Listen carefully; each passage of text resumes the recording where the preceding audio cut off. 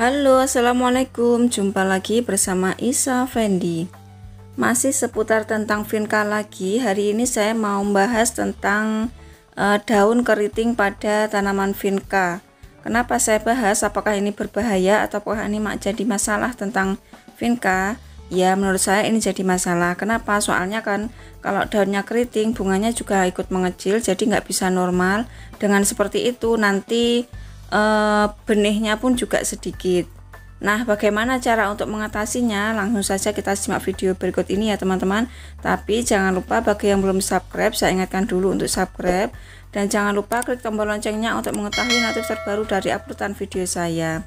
Stay tune terus ya, dan jangan di skip, barangkali nanti ada ilmu yang dapat kita petik bersama.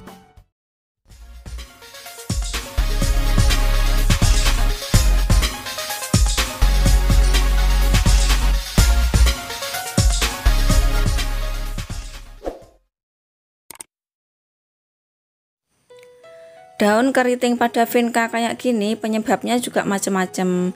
Ada yang terserang hama, ada juga yang karena proses pruning yang tidak sempurna.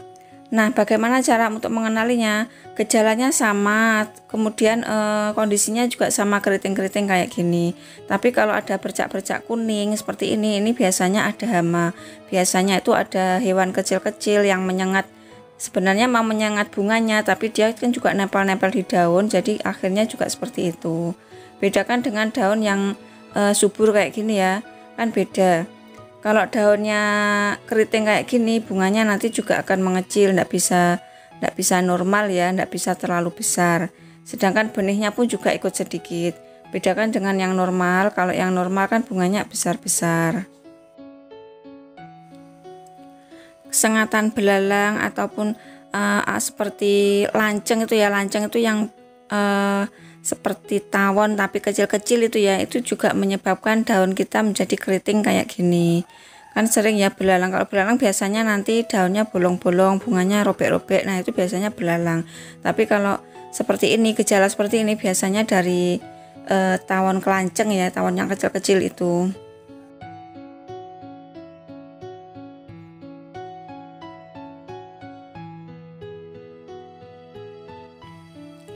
Terkadang juga ada kutu putihnya. Kutu putih itu juga bisa mengakibatkan daun menjadi keriting. Kutu putih itu biasanya nanti akan mengundang semut ya, soalnya kan manis-manis. Biasanya terjadi di pucuk daun seperti ini. Meskipun kutunya hanya sedikit, nanti semutnya akan ngerubung di situ, jadi menjadi keriting kayak gini. Nah, seperti ini. Daunnya keriting-keriting banget kayak gini ya. Kalau sudah seperti ini, sebaiknya dipotel saja ataupun nanti juga ada perawatan seperti disemprot atau apa gitu juga ada. Tapi kalau menurut saya bagusnya dipotong ya, dipangkas gitu aja, nanti tumbuhnya akan lebih bagus.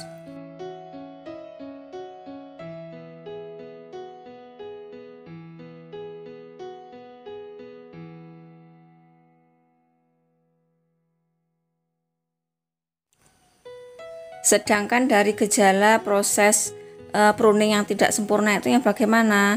Nah, seperti ini ya kondisinya. Kalau masih kecil kan biasanya di pruning. Nah, sedangkan pruningnya itu tidak sempurna. Artinya gini, kan harusnya pruning dari tangkainya seperti ini ya, di bawah daun seperti ini.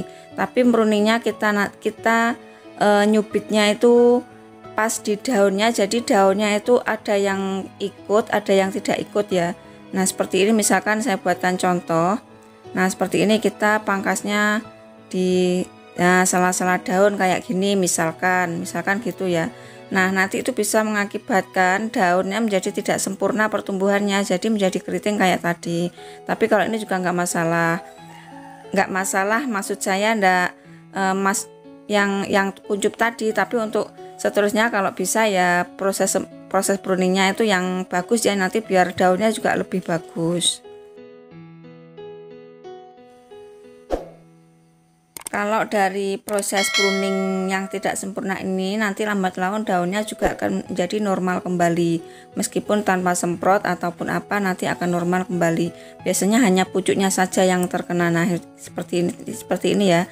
Hanya pucuknya yang saya pangkas tadi yang daunnya keriting. Tapi untuk yang lain-lainnya normal ya.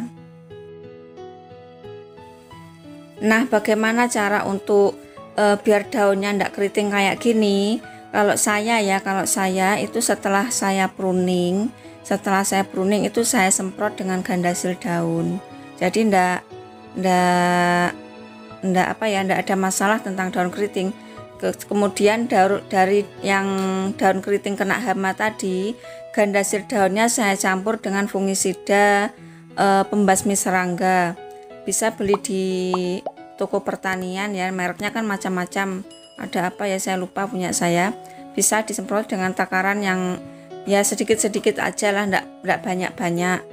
Yang penting nanti daunnya bisa normal kembali. Kalau normal kembali kan cantik ya.